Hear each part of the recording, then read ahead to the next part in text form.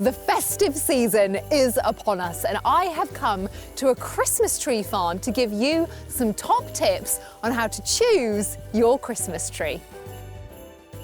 So the first thing to consider when you come to buying your Christmas tree is what type of tree do you want? Because there are so many different varieties out there. Maybe you want to go for the classic, the Nordmann fir, which is the beautiful tree that doesn't drop its needles, very outright branches, perfect and durable for hanging those decorations on. My personal favourite is the Norway spruce, the trees that are around me here. They have got these stunning upright branches, very, very traditional, and I think even better for your lovely, lovely decorations. But there are so many different types. Some have a lemony scent, some have a bluish tone to their needles, so definitely ask when you go to your local Christmas tree farm. Something else to consider when you're buying your Christmas tree is, of course, the scent, because all Christmas trees have a completely different smell. Some are really furry, some are pine, some even have a lovely citrusy lemony scent. So, to test the smell of your Christmas tree, all you need to do is very discreetly, don't go picking branches from the centre of the tree, because obviously we don't want to ruin it, but very discreetly, go lower, pick a lovely little low branch, and then just give it a really, really good rub. A little bit like how you would do with herbs in your garden, like parsley or sage or rosemary. Give it a sniff.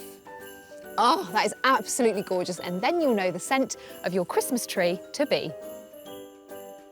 So, how can you check that your Christmas tree is as fresh as it can be? Well, obviously here at the Christmas tree farm, they literally couldn't be fresher because they're still growing. However, if you're not able to make it to a Christmas tree farm and you buy one pre-cut, then here are a few things to look out for. Firstly, you want to make sure you're touching the branches to see if any of those pines are going to fall off in your hand. If they are, it's likely that it's been cut as far back as either November or even October, because obviously they are mass-grown trees. The second thing to look out for is any brown or dying material, because again, that is going to mean that they've dried out and they are going to drop all those needles. I would always advocate, as soon as you get your tree home, to submerge it in a bucket of water for 24 hours before you bring it into your home. That way it will have sucked up all of that lovely water and hydration and stay as fresh as possible for longer. Have you thought about where your tree is going to go in your home? I know it sounds silly, but it really is something to consider.